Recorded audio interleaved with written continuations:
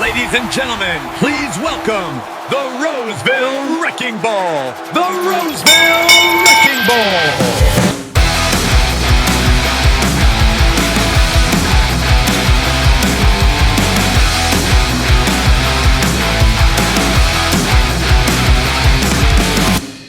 Joshua Shrum. He is a very talented steward, very knowledgeable. The Roseville Wrecking Ball. This is one of those podcasts where I listen to every episode. I love what he's putting out there. The Roseville Wrecking Ball. Josh Shrum. Parcels of Knowledge. Does a fantastic job with that podcast. The Roseville Wrecking Ball. He is an Article 8 scholar, and thank God. We need Article 8 scholars right now. Tune into the Parcels of Knowledge podcast while you're on the route. That's the mailman's playbook, brother. Good morning and welcome back to Parcels of Knowledge, the podcast dedicated to delivering knowledge to the city letter carrier with your host, the Roseville Wrecking Ball. Today we have on a special guest. We all know him and love him. I'll let him introduce himself anyway. Would you like to introduce yourself? Well, I don't know if we all love him. they may all know me, but they definitely don't sure all love me. But Corey Walton. I host a podcast from 8 Arbitration, and I'm currently running for Executive Vice President for the NALC on the Concerned Letter Carrier slate. All right. That's perfect. All right. So today's a special episode. We got questions only from the Patreon this time because tomorrow is our normal Saturday episode, which is an interview. But today we're lucky enough to have Corey on with us, and the Patreon members have submitted a number of questions. But before we go into the questions, some of the Patreon members have decided to use their opportunity to give you a question just to give you a shout out. So I'm going to go ahead and go through those first. Rick Steiner said he has no question. He just wants to thank you for accepting the call to serve our union, and that he's anxious for the current era to end. Mm-hmm. Tyler Christopher says, thank you for your time, Corey. Amy Tyvan says, thank you, Corey, for breathing life back into this craft. Thank you to James and Corey for doing more than humanly possible to go to meet as many letter carriers as a 24-hour clock and days in a calendar will allow. That love has never been shown before. And last but not least, Chris Angeloff says, my branch is much stronger because I started listening to Corey. I personally told him this. I'm not an ass kisser, but his podcast made me into who I am and saved a lot of light blue because of it. What it did for me was educated me on how to use the contract. I have carriers listening to it.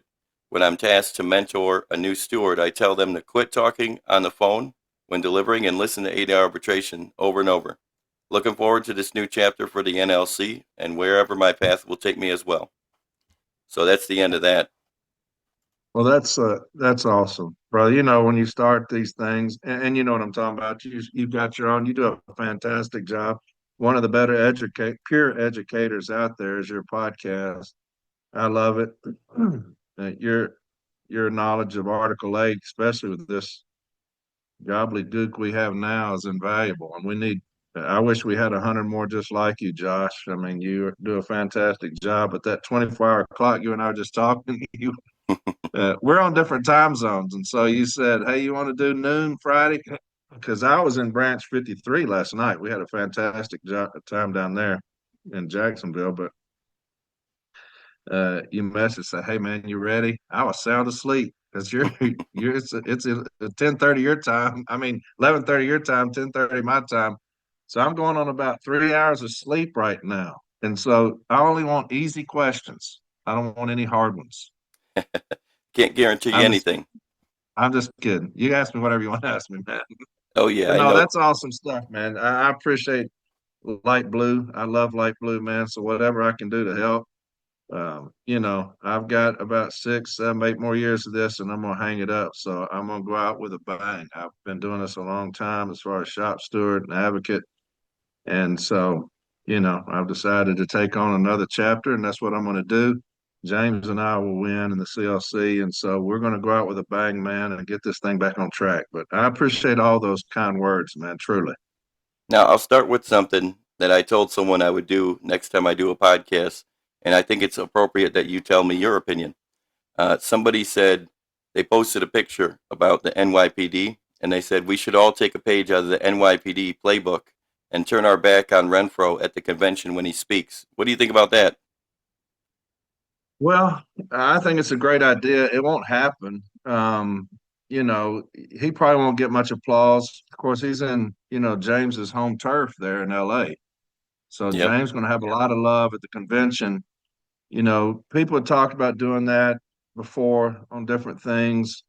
And it never comes to fruition, but I would have no issue with it. I think this guy has done more to harm city letter carriers than anybody that I know.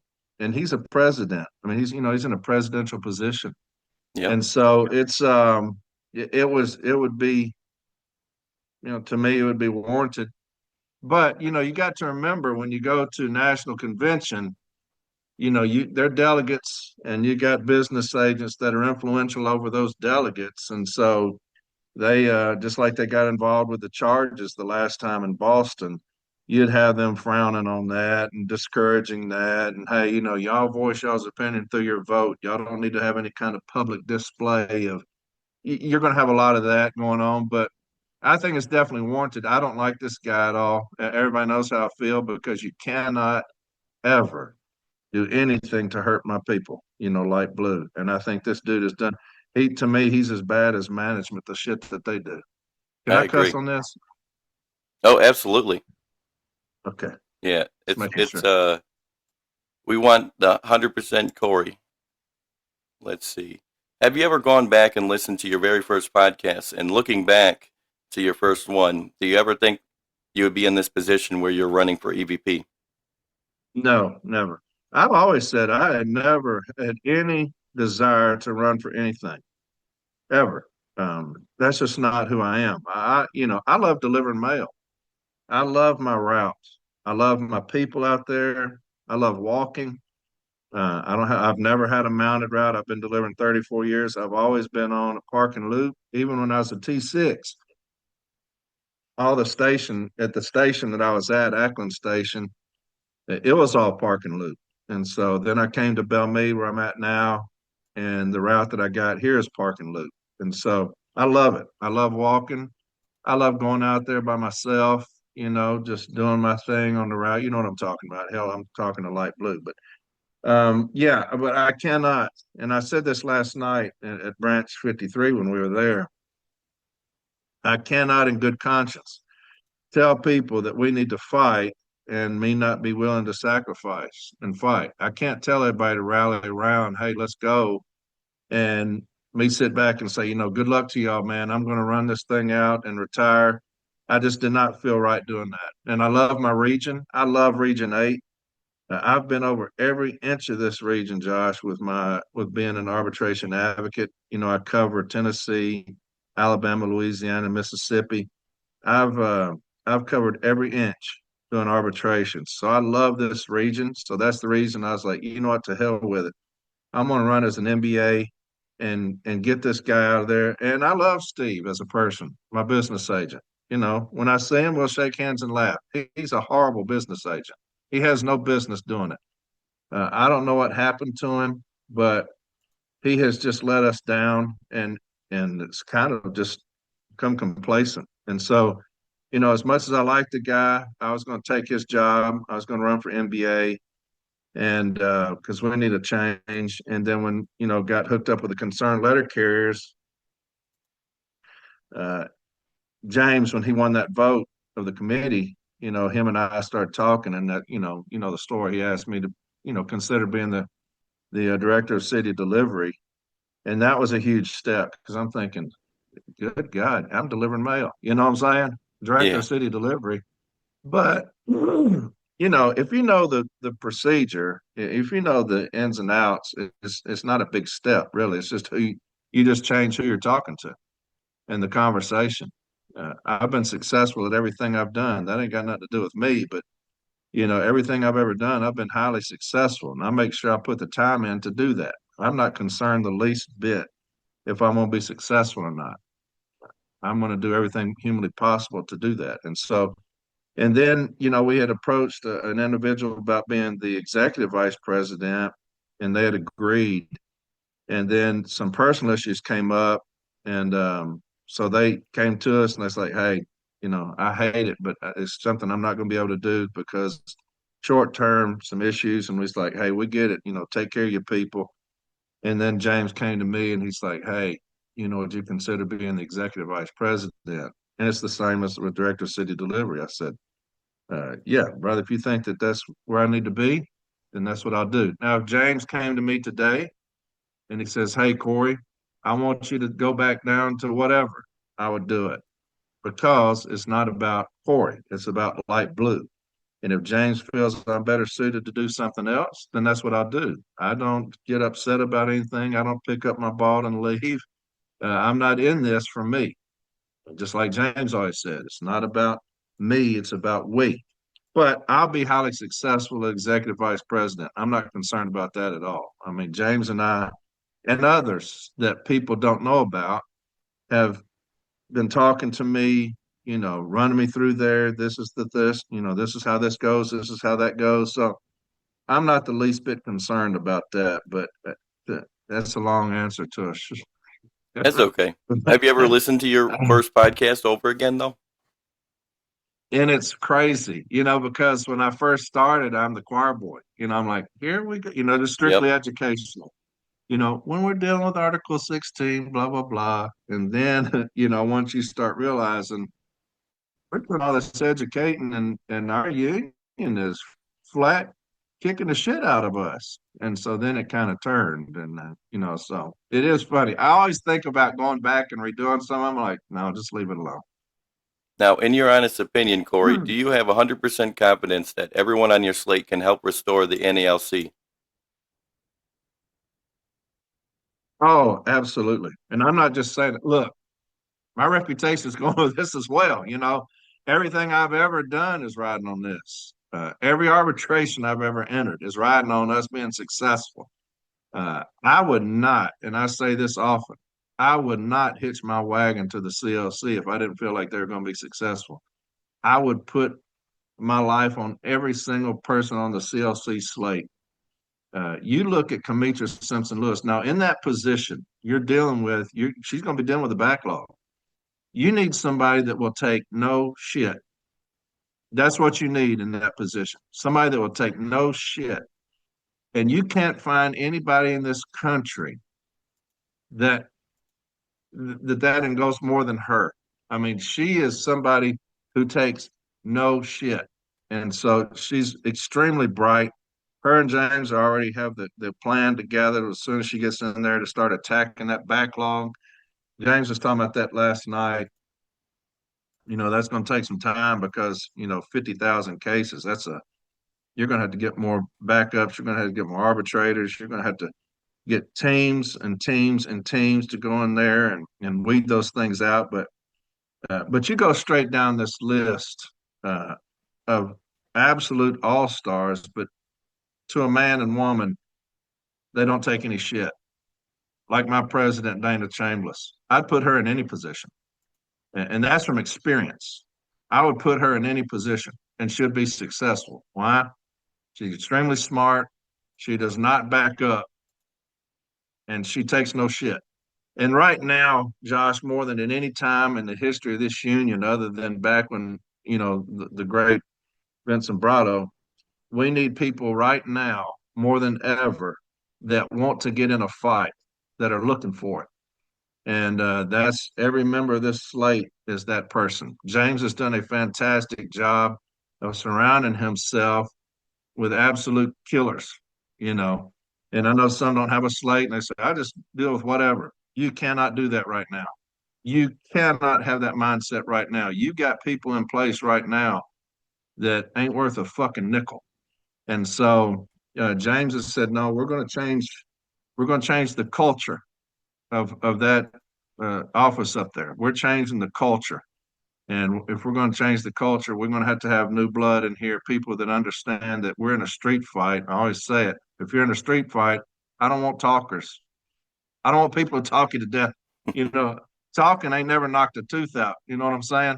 Yep. I need street fighters if we're going to be in a street fight, and James has done a fantastic job of surrounding himself with street fighters. You go straight down that list is even the trustees. You think of trustee and you're like, but trustees are extremely important. You look at the trustees on the slate. You got Cruz, Street Fighters, Groskopf. You know plenty of him, and that dude right there. He carries a baseball bat wherever he goes, and then and Howard Kamani, the same way. And so it's from top to bottom, it's the same.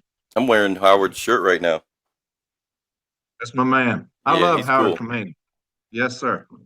Now, what do you consider as your greatest accomplishment in life? And if it's unrelated, what do you consider as your greatest accomplishment in the NALC? Greatest accomplishment in life? Yep. My 3 kids.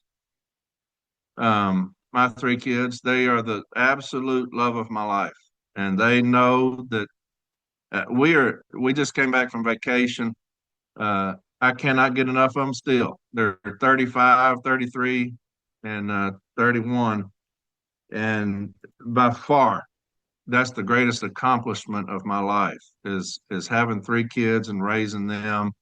They're fantastic kids. I love them with every ounce of my being. And now I got my grandson. Of course, I didn't have anything to do with that except my daughter. But he is the love of my life, and he knows it. He's got me wrapped around his finger. But it would definitely be my kids. And what was the second part of that? I'm sorry. Well, what's your greatest accomplishment in NALC?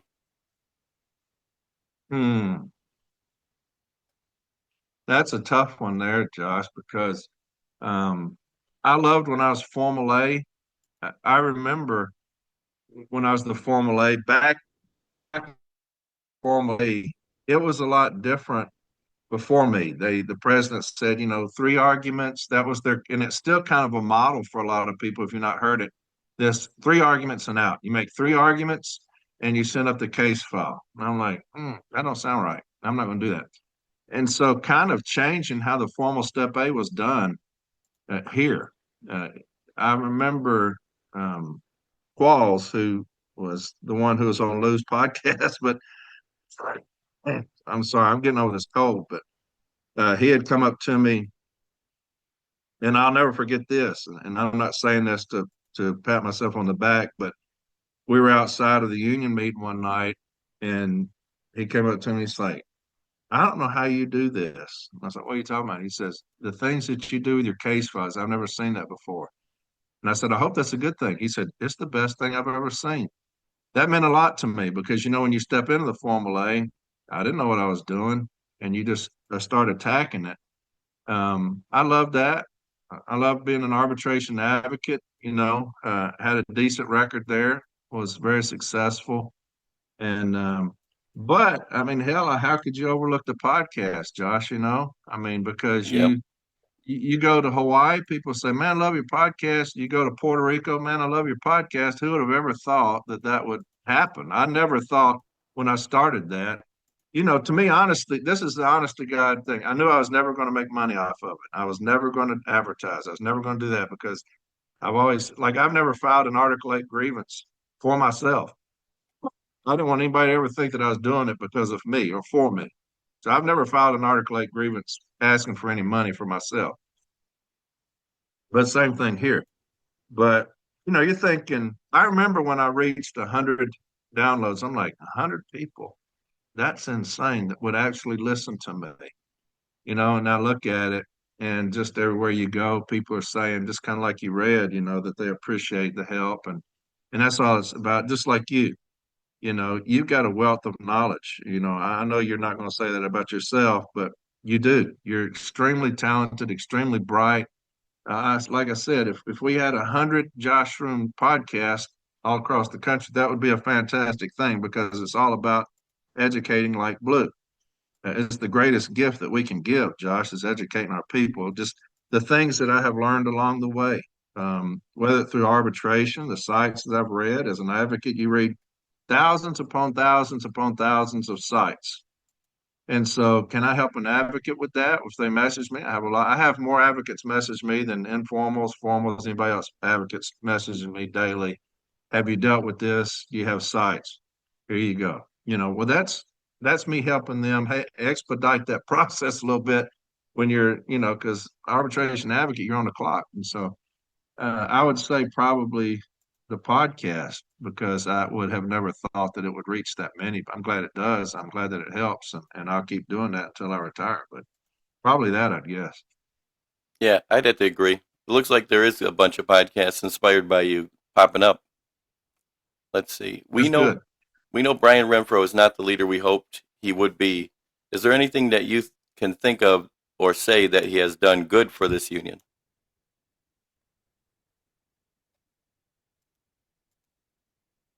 I don't want to say no because then that just makes it sound like, Look, Brian is a smart guy.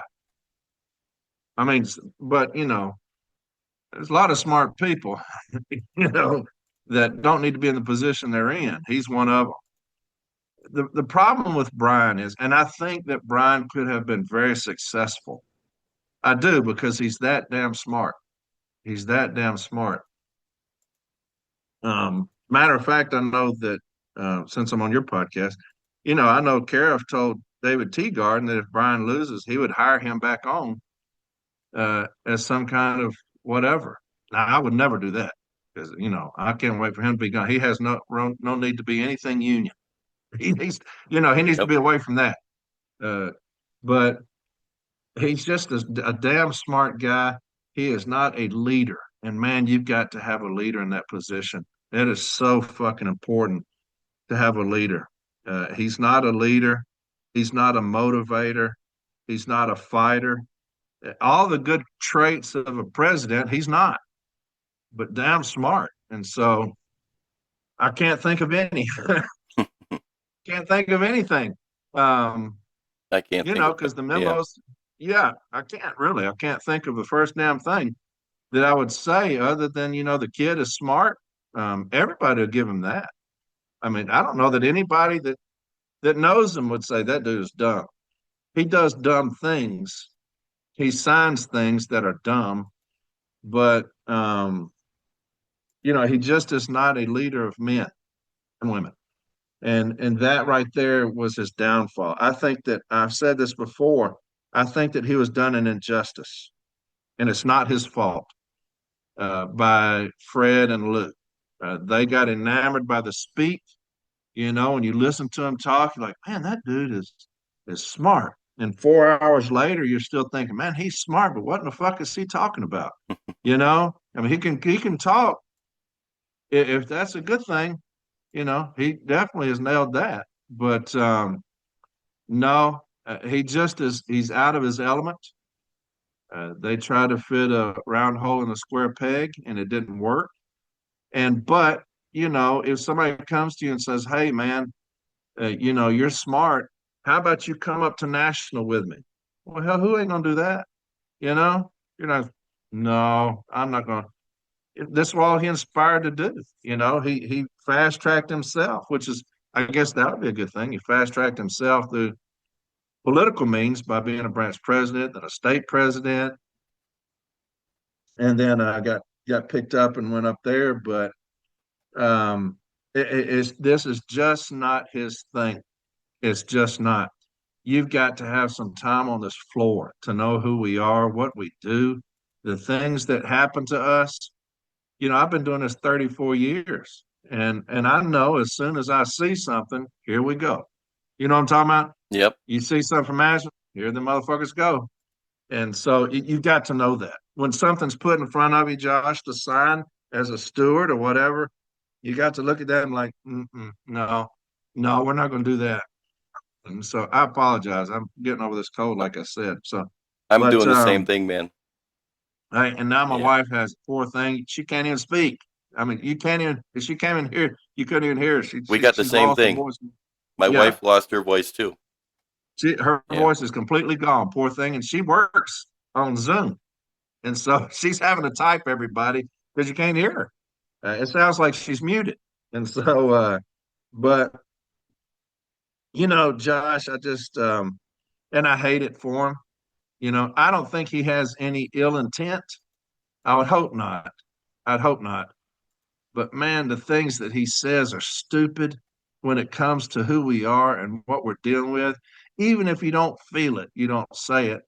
Just like an inconvenience or just like discrepancies or just like pound of flesh. Even if that's how you feel, you got to know you don't say that shit to your people who are struggling. You Yep. can't do it. And we need somebody who can rally us. And the only one who can do that is James. I mean, that dude right there is power personified. But as far as Renfro, no, I don't, brother. I just don't see it, man. I can't. I can't. And of course, but I don't work up. So in his defense, I don't work up there with it.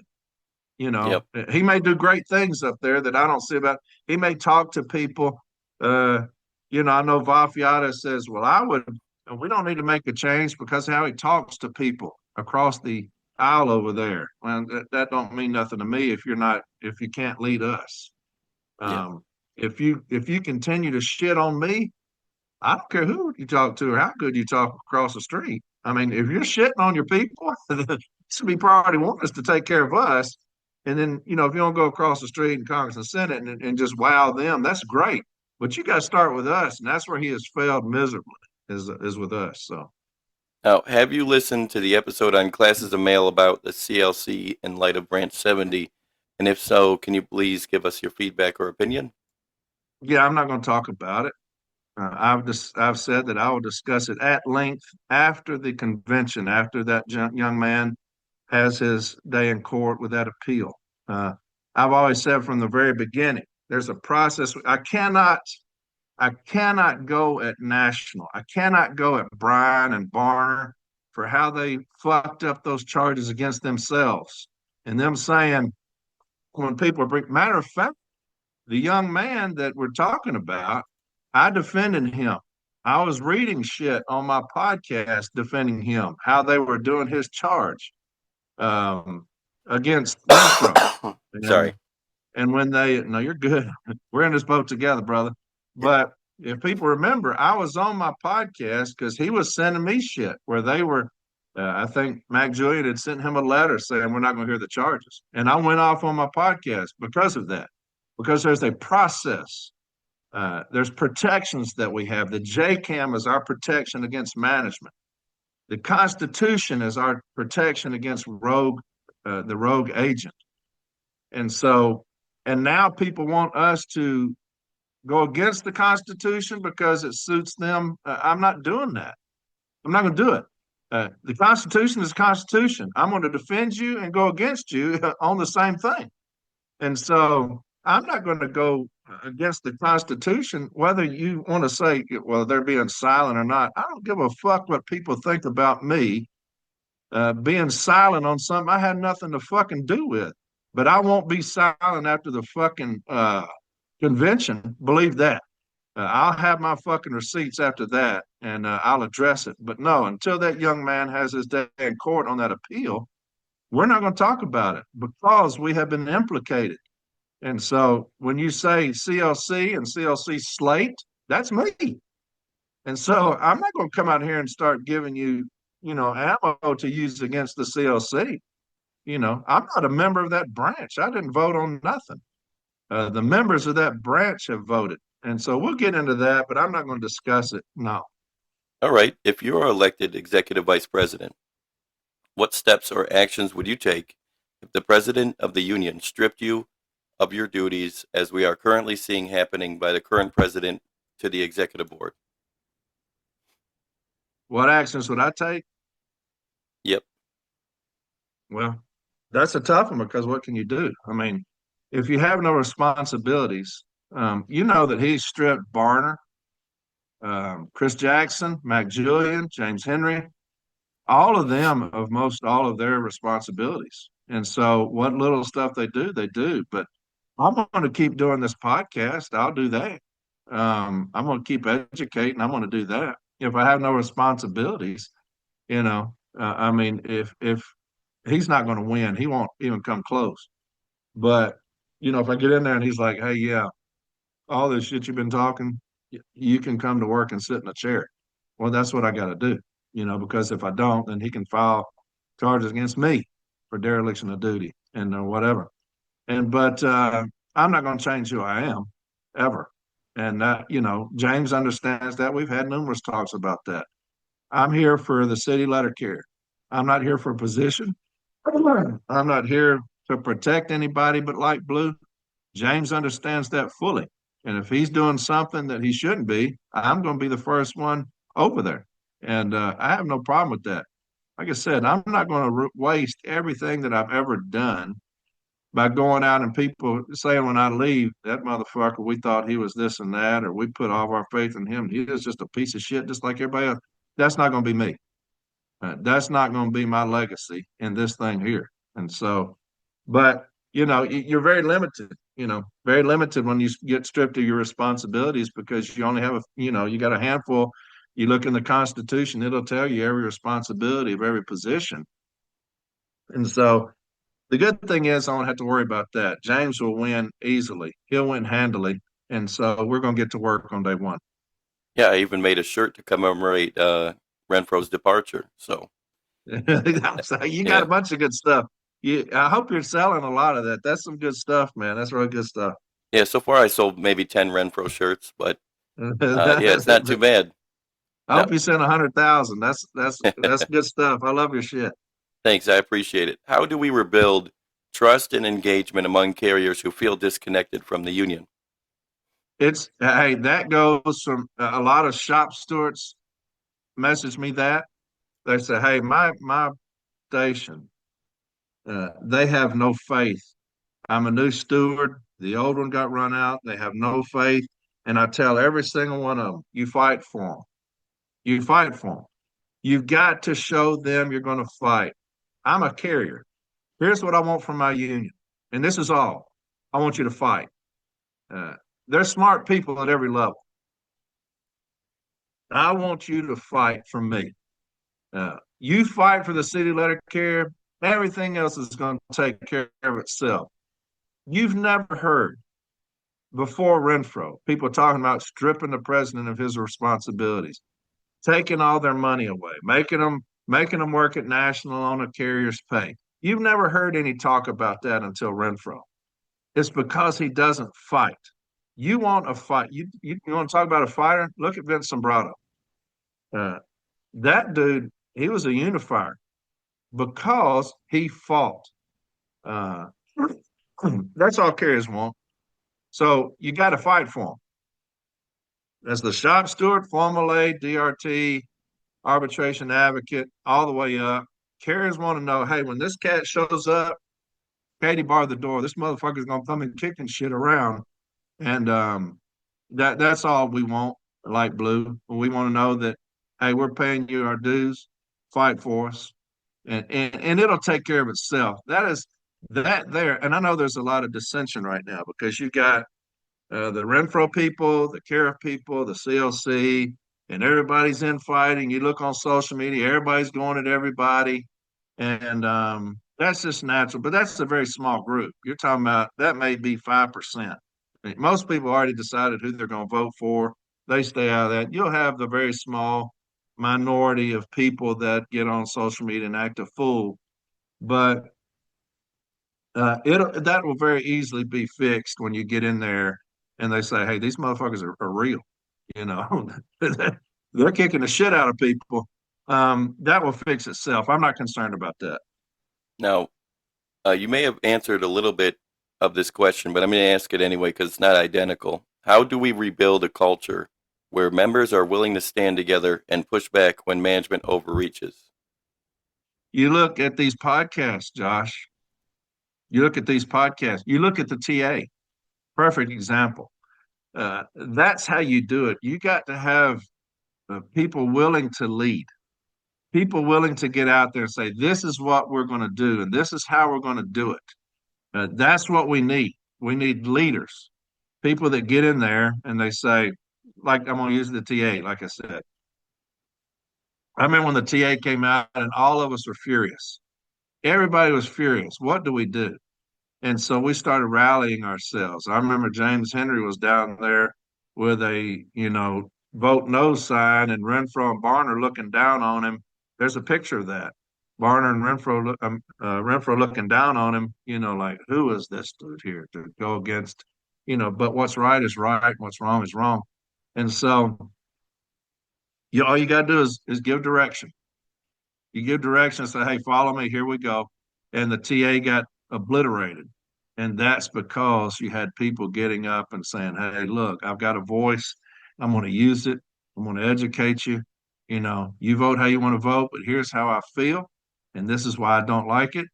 And again, it goes back to leaders. You look at every labor organization across the country for as long as time, and the prominent leaders, the figureheads, they led. They were very dynamic. And we were talking yesterday to this gentleman, and him and James were talking about Vince Sombrado. And James was talking about, hey, Vince Sombrado called me at like 10 o'clock at night, 11 o'clock at night, and asked me if I'd be one of the very first members of the DRT. It was a pilot program. And he said, just seeing that number come up, you're in awe. You're like, oh, shit, this is Vince Sombrado. And the guy that we were talking to was a former president of Branch 53. And he was saying that, that Vince Sombrado, they went way back. And he said he was the second most powerful figure in the country. He said, underneath the president of the United States, he said, Vince Sombrado, he said, he ran everything. And it's because he was a great leader.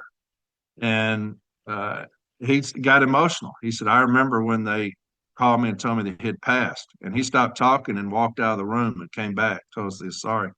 But that's what you're looking for. Now, there'll never be another Vince Sombrado. But you're looking for those people that unite, that are dynamic, that understand what a leader is and how to function like that. And that's coming. We're going to get that back. The carrier understands. They're very smart. They understand what's happening. And we gave this cat a chance. He failed, and he's going to lose his position. And we're going to get in there, and we're going to start leading people by example and, just telling them, this is where we're going, how we're going to get there. Now, how important is it for branches to create social events, community involvement, and member engagement outside of grievances and contract? Oh, I think I lost you for a second. Yeah. Did you get, I said, did that answer your question? Oh, yes. Okay. Then you froze up on me, and I got the end of a question. What was the question? I'll go ahead and repeat that. Sorry about that. Sorry about the internet issues. No, sorry. Now, how important is it for branches to create social events, community involvement, and member engagement outside of the grievances and contract enforcement? It's imperative, and it builds family. I'll tell you, the greatest thing about James and I traveling is that we've been to numerous picnics and functions, and seeing that, you talking about uplifting, that's uplifting because we are a family. We spend a lot of our time together. And so to see that happening when we go to these picnics, especially because I love to eat, but when we go to these picnics and just seeing everybody out there, there's 100-something people out there just loving each other, enjoying each other, just like these retirement dinners we went to, Branch 11 Chicago, and they asked us to come up to that retirement dinner or luncheon, and it was packed. But I told them when I talked to them, I said, I just stood over here and watched y'all love on each other. Like, you're kissing each other, hugging each other, laughing with each other. That's who we are. It's light blue from the very beginning all the way up until retirement. That's who we are. We're a family, and so I think that it's imperative. I love the idea. Like I said, I'll be going to a function Sunday in Cookeville around my people. It's a CLC function, but it's a bunch of light blue coming together. And besides my blood family, it's light blue. That's my family, and that's the reason I fight like I do for them. If somebody comes after one of your family members, you're going to whip that ass. And light blue is family. And so when they come after us, we will whip that ass. And so, but those things, I love them. I think they're valuable. Now, labor history is full of examples where workers experience short-term losses before achieving long-term gains. How do we communicate that reality to members who are understandably frustrated? Yeah, it's that's one of the most frustrating things. James did a fantastic job last night talking, and he was talking about, the difference in pay when he started is about 8 grand between bottom step, top step, and now it's 31,000. And how did that happen? How did we let that slide away? And you're not going to fix, 20 years of failure in a month. And that's just not going to, it's not realistic. But what you have to do is you have to understand your worth. What are we worth? To me, we're worth more than any other company that does what we do. UPS does nothing like what we do. People are like, they make more money. No, they don't. If you look, I think that our earnings are about the same. I think Amazon doubles everybody, but our problem is that we have not gotten down and dirty when it comes to contract negotiations. And I think that you need to pull their pants down in contract negotiations and show everybody what they're about. And we won't, for some reason, we won't do that. They tell Renfro, hey, here's what we can give you. We can't give you any more, so don't ask for it. We can't do it. And so take this and do what you want to with it. And he's left thinking, well, shit. And James had a perfect example is, I got 5 kids and I go get a pizza and it's like, all I've got is this medium. Well, I need those 2 larges. All you're going to get is this medium. So cut that up however you want to and give it to your kids. James like, no, I need those 2 larges. And that's kind of where we're at, is that Renfro has taken the medium pizza and said, okay, this is all they're going to give me. Can't do that.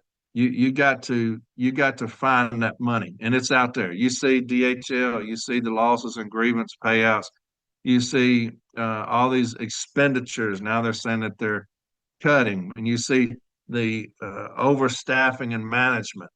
Now they're going to start hiring a bunch. I think they're going to start hiring a bunch and then just cut a bunch. Some say, see, we do what we're supposed to do. We cut 20% of our managerial workforce. Well, that's because you've been hiring the shit out of them here lately. But anyway, um, I think that you have to get down and dirty. And carriers need to understand we didn't get here yesterday. We didn't get here just by one contract. This has been going on for a while. They've been dwindling away at us, everything us, for a while. And we've put up very little fight. And this cat here put up none. I mean, he took what they offered and said, we'll take it. And, we appreciate y'all giving us these scraps. But Yep. it's a fight. It'll be a constant fight, but you just got to get down and dirty with it. All right. Next question. If you guys had to choose between one or the other, your administration, your slate, would you guys choose between an all-career workforce or greater wage increases? I guess that's the whole pizza thing you were talking about. An all-career workforce or greater wages? Oh shit, that's a tough one. I would say it had to be an all-career workforce. I think the thing that has killed us is the CCA craft. If you're going to start somewhere, um, the CCA craft is killing us. Not the carriers, but just the position. And management understands that, and they control us by that. You look at if you're talking about a possible 4-day, 10-hour day delivery, how they're going to do that is by flooding us with CCAs. I think that that's going to help with attrition as an all-career workforce, something that's also killing a lot of our stations. And then like James always said, if you go in and you only get half the loaf of bread this time, you go back and get the other half there. So you got to start somewhere. There'll be a lot of people saying, I need more money now, and I can get that argument. But an all-career workforce, that would obviously raise your rates, raise your pay. But You got to give stability at the bottom, at the base, and that would do that. And, with stability comes everything else. But the CCAs, I hate it. I hate it for them. I hate that they come in and they have no guarantees, uh, treated like shit, paid like shit. Um, and I think that would obviously help if you was an all-career workforce. But I could make the same argument for higher wages. So, if I was going to arbitration, I could be the management or the union on that one. I could I could argue for either one. But pressed right now, you just asking me, probably an all-career workforce. But you look at surveys and stuff, and at the top is what? Is pay. Yep. So I imagine most people would say pay. And I can make that argument, but an all-career workforce to protect those that are coming in that, if you have, what is our rate right now? I'll call it our survival rate. Is it like 45% or 50% or something? That's at this job, at a union job, postal service job. That's unheard of. Yeah, it's pathetic. Now, this next question is a little long. We have people at the highest level within our union that political power plays are a constant. For instance, the possible merger with Commerce Department. It was discussed and disseminated to the membership, but no one took it seriously. When a political move such as this occurs, can we expect a level of transparency so as to build trust with the membership? They're not talking about that this is happening and we're fighting it. They're referring to who is backing that so we can have some teeth and try to vote these people out of office. So I guess what they're asking is if you're in office and or whoever, you're slate, and a political problem happens like the merger with the Department of Commerce, will you guys be willing to give us the names of the individuals backing that plan so that we can vote them out of office? Oh yeah, that would be catastrophic. We don't ever need to. We always need to be separate. You have a government shutdown, we're continue to work because we're separate. We are not the federal government, even though we are. But I think that you look at what happened to those federal unions. If they were taxpayer funded, this administration got rid of them. So if you put us under something that's going to bring us onto where we're receiving tax funding, I look for the same to happen. I can see that with my own eyes what happened. So we don't need to do that. And so yeah, we need to rally the troops around any kind of merger with anybody that puts us in a tax funded status. We need to be very, very careful with that. And so, but no, I have no problem snitching on anybody. Whoever's against us, we're going to go at them. And so, yeah, I'll definitely put names out there if that's what they're talking about. Yeah, that's what they're talking about. Yeah, I have no problem with that. Again, and this may be hard for people to understand. It's about light blue and light blue only. That's it. It's light blue and nothing second. That's how we have to be. Everything that we do 24/7 is light blue. If somebody comes after us, we have to go after them. And so I don't care what political party you are. I don't care. If you're on our side, great. If you're not, we're going to talk to you about why you're not. And if we have to go after you, we will. And so that's just how it has to be. It's crunch time right now for the city letter carry crowd. A lot of shit going on right now. They need to know that when people are up there at the top, it's a free for all. We're going at motherfuckers up there that are trying to do us harm in any capacity. And so, yeah, but I have no problem with that. All right. Can you give us any particulars on how we're going to address noncompliance? At this point, the management, this is a long one, sorry. At this point, the management rep at Informal is telling me they're going to continue to violate the contract until the MPU tells them not to. No matter how much contractual language and prior settlements I present, the supervisor literally couldn't care less. I have a bit more success at Formula A with the outside management rep, but it's still management defending management, and they are not at all concerned about the weak DRT decisions. They know my region isn't going to push it to arbitration or address the disrespect for the contract. As best as you can publicly say, what's the plan to get a handle on this blatant disregard for the contract? Yeah, this is a good question. The other day, you always have people that they just hate the CLC. There's nothing we can say that's going to bring them over to our side, but this one person. And you got business agents that are actively lying on us right now, saying, that CLC's made all these promises. We ain't made no fucking promise, and nobody can name one promise that we made other than we're going to fight for you. And so I know that this one up north the other day was saying, you got the CLC, James Henry, making all these promises. We ain't made no fucking promise. But here's what you do when you talk about the grievance procedure. And I've talked about this before. They've hijacked it, and they control it. They took it away from us, and that's the reason you see these things at informal, because they know how. If they come in and they falsify a clock ring, and you see them falsifying clock, well, you're dealing with that. Yep. Falsifying clock rings, and you say, "Hey, I've got you for the last week. Y'all are falsifying these clock rings." Well, file a grievance. Okay, I'll file a grievance. 2 years later, year later, that's the reason they don't care, because you're not going to have any kind of resolution to it.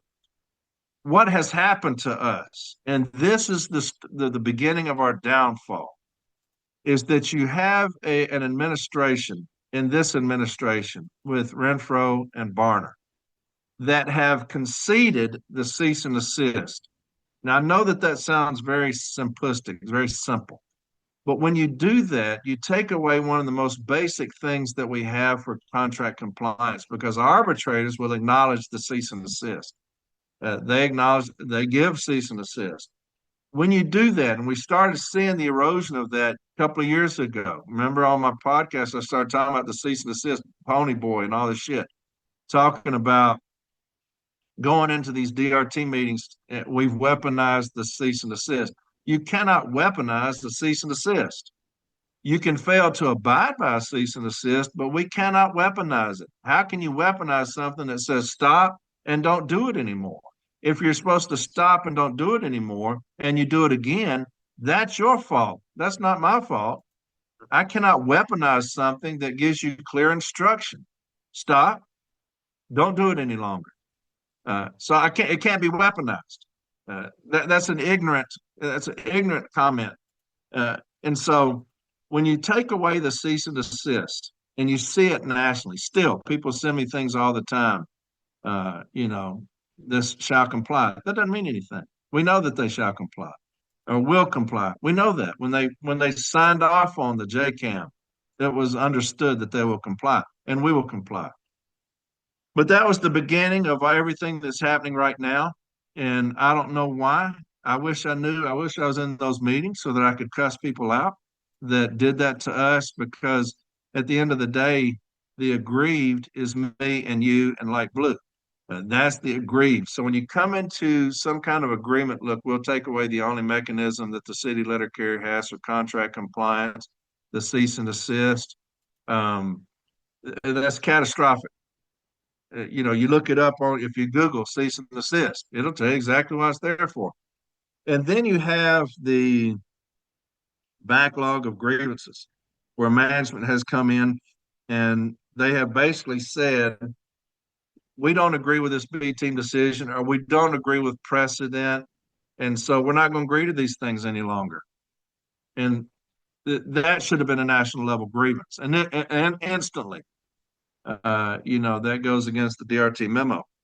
And so we didn't file a national level grievance when they started doing that. We should have had the backup teams in force. That didn't happen. That should have been, you can't make management do anything.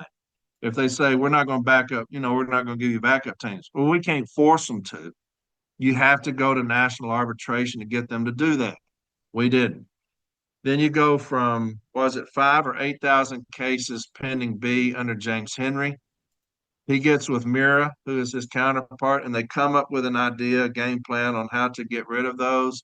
And James was stripped of those duties, and they were given to Barner.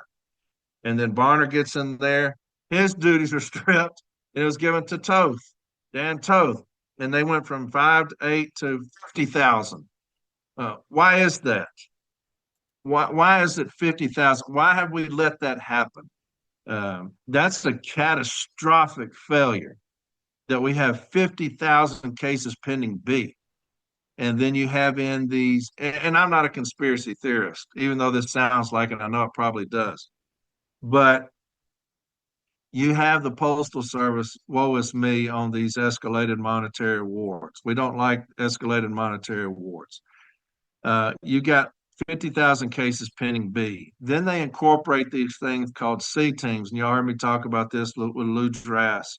You know, they get these C teams and they go in, they wholesale these cases like they did in Louisiana, New Orleans, for pennies on the dollar. Well, who does that help when you wholesale cases? Who does that protect? It protects the union and the Postal Service. Why? They don't have arbitration costs. They don't have to go to arbitration. That arbitration is a lot of money, and so that does away with arbitration costs. So if Josh Shroom's station has been getting $100 for noncompliance for, say, information requests, management refusing to give us information requests, and every carrier in my station gets $100 because now it's become egregious and it goes up, and you have 10 cases, that's $1,000.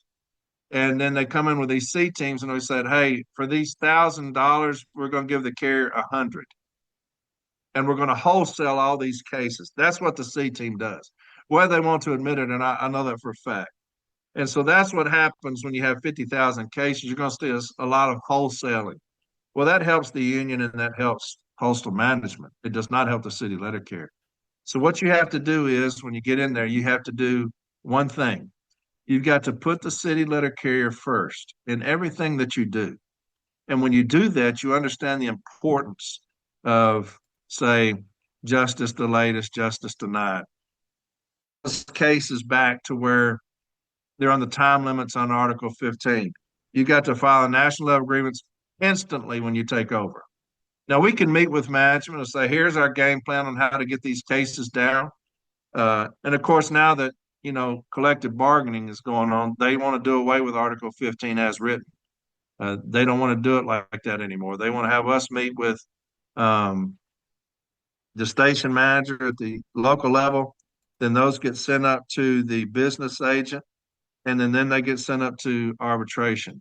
That'll be catastrophically stupid. And I know that we're not going to agree to that, but that's where they want to go because they don't like the DRT. They hate the DRT process. But anyway, that has nothing to do with this. But so a national level grievance needs to be filed immediately. And we need to get the backup teams going immediately and more and more and more educated until we can knock those cases down and get back on track. But that's what Kamitra and James are working on now. They're constantly working on that. James was the very first DRT member. And so he understands that process more than anybody else. And so they're constantly talking about how they're going to do that. And like I said before, with Kamitra, you have somebody that takes no shit. And when you have somebody that takes no shit, you're not going to get over on them. You're not going to come in there and pull wool over their eyes. It's not going to happen. She has a game plan that they've come up with, and that's what's going to happen. But again, I give you long answers, don't I, brother? That's okay. It's we only got question. three. We got three more to go, so I know you're tired. I hope that answered it. You've got to understand the process. That sounds simple, but you got to understand the process, things that are in place to help you, that protect you, and then you use those things. It sounds very difficult, but it's not. You've just got to use the things that you have already to protect you. We've allowed them to hijack our process, and that's where we have killed ourselves, is that, and I don't know why. Again, I'm not a conspiracy theorist, but it's just awful fucking fishy that when this cat comes in, that goes to shit. He's smarter than that. And Barner's smarter than that. to give away the cease and desist. And then, and what good did it do? When you're talking about helping with them, we still got paid nothing. Everything that we've ever done to help these motherfuckers out, what did it good do? What good did it do for us? You look at the concessions we have just with the grievance procedure, with the cease and desist. Like I said, with the backlog of grievances, what benefit did that give us by conceding everything? Nothing. It's completely fucked us over. So I don't get the game plan at all. But yeah, I mean, those are things that Kamisha and James have already mapped out. So I'm not concerned about that either. All right. If you're elected executive vice president in 2026, will you work collaboratively with Mike Cariff, even though you're on a different slate, to advance improvements for letter carriers? And what does that cooperation look like in practice? Well, I'm going to be working for the city letter carrier. I think that he's incredibly dishonest, one of the most dishonest individuals I've ever met. And I hate that because he's been in my house. I'll shake the guy's hand probably if I see him again. But knowing now what I wish I knew then what I knew now, he would never step foot in my house. He's that dishonest. But that has nothing to do with what I would do when I get into as executive vice president, because I'm there for the city letter carrier only. I'll take my instructions, whatever they want me to do, I'll do it. But that has no bearing on me protecting Light Blue at all. Just like Steve Lassen as the business agent. Don't care for him. But I went into arbitration and did the very best I can, even though he was, to me, was not a very good business agent. I did the same thing in arbitration as I did under Pete Moss. I fought my ass off with the city letter carrier in there. I didn't go in there and say, my business agent ain't worth shit. I don't even give a fuck being in here. You can't do that. You're there for one reason only, and that's the colors. That's Light Blue. So that will have no bearing on me. I'm going to fight for the city letter carrier, whoever's in there. James Henry's going to win easily, but if it was Renfro, it's the same thing. I'm in there for one reason and one reason only, Light Blue. People can believe that, but I would think that my record speaks for itself. The podcast, I ain't made a cent off of it. I keep doing it after 3 years, every fucking Sunday, now Monday. And because it's legitimately about Light Blue. It's all I know. It's all I've done. All right. Can you ensure letter carriers that as EVP, you'll stand up for carriers' right to free speech under the LMRDA and not use Article 10 on a national level to go after speech? Yeah, I mean, you have the right to free speech. You don't have the right to free slander. You cannot, slander is not protected under free speech. So if you have issues of people out there that are slandering people, that's a different thing. But I'll always fight for the letter carrier's rights to free speech. Obviously, I mean, look at what I do. Yeah. I know that there are people that have wanted to come after me. That's the reason I have to make sure that when I say something, I've got receipts to prove it. And so, but there's a difference between slander and free speech. They're not hand in hand, and that's where a lot of people get kind of misguided on some certain things. But I absolutely free speech. I mean, we have to have it. You have to have it with what you're doing. Yep. The right to free speech. That's why people that message me say, "Hey, man, I want to go on a podcast. Can I say this about the Postal Service?" I say, "Well, don't be on the clock and don't be in uniform, but you have the right to free speech." The Fear Act, you look at that. And so, yeah, absolutely. I'm going to go to bat for the city letter carrier. I'll guide them, if I think they're getting out there a little bit. But yeah, no, that's no problem. Logistically, how will the dogs of war be allowed to enter into branches where local officers don't want any outside grievances or maybe have a cushy relationship with management? That's another good question. That National has a lot of pull, and the business agents, we'll get them on board, and if we have to, we will assign outside representation to go into those stations. That will happen, but they need to understand, everybody on both sides, we are going to handle the toxic work environment on the floor. That is something that James has tasked me with. And the director of safety and Paul Bollinger, the director of education, and I will work hand in hand to make sure that that happens. James has given me full authority, financially, whatever, to make sure that that happens, because we are sick and tired of our brothers and sisters going home and living that life. And if you, as a shot, you know what I'm talking about. When bad management comes in, it affects your home life, your work life. Nothing affects the carrier negatively more than a toxic manager or supervisor. Nothing. And you got MPOs now that are doing it. We're going to go after them too. Nobody is exempt from this foot. And so we are going to do that. That is something that is happening. We get more and more people every day signing up for it. Paul's already got the game plan together. Like I said, James has given me full authority. So whatever I need, I've got it. And so I'm not concerned about people not letting us in there. We're coming. We're not playing around with this shit here. That's something that I'm extremely passionate about, is my brothers and sisters coming into a harmonious working environment. My carriers at my station understand that about me. If there's a supervisor that walks in there to hand something to somebody and that motherfucker's got an attitude, he gets run the fuck out.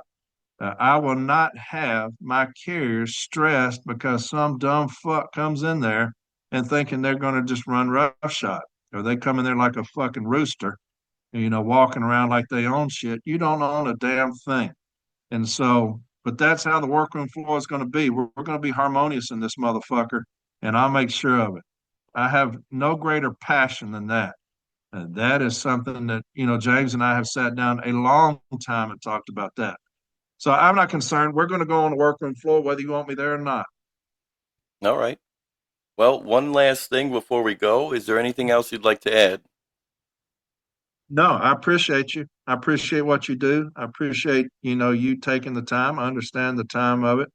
And just like this right here, a Friday, you woke me up, but I'm here. So, but it's because you want to educate the members, and that's not just contractually. That's everything. They need to be educated on what's coming. This is a very important election, but I think you got somebody else on the mall. And then, no, but I appreciate you. Every podcaster out there, I appreciate, whether you like me or not, whether you say good things about me or not. You're doing what you think is right and educating my people. And that's what it's all about. An educated workforce, Josh, is a devastating thing. I've always said it. And that's what you're doing. So I appreciate you and what you do. But, man, we're going to take care of business. We're going to win this thing. I'm not concerned about that. And we just can't wait to get in there and get going. All right. I appreciate it, man. It was good having you on. Absolutely, my brother. Hey, let's do it again. If these guys are getting educated, we will be in big trouble.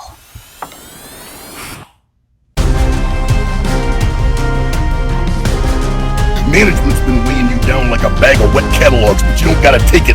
You strap on the elbow of education, dig it? Ladies and gentlemen, please welcome the Roseville Wrecking Ball. The Roseville Wrecking Ball. The Roseville Wrecking Ball. He is an Article 8 scholar, and thank God, we need Article 8 scholars right now. The Grievous Genius and the Roseville Wrecking Ball doing amazing work. Tune into the Parcels of Knowledge podcast while you're on the route. That's the Mailman's Playbook, brother.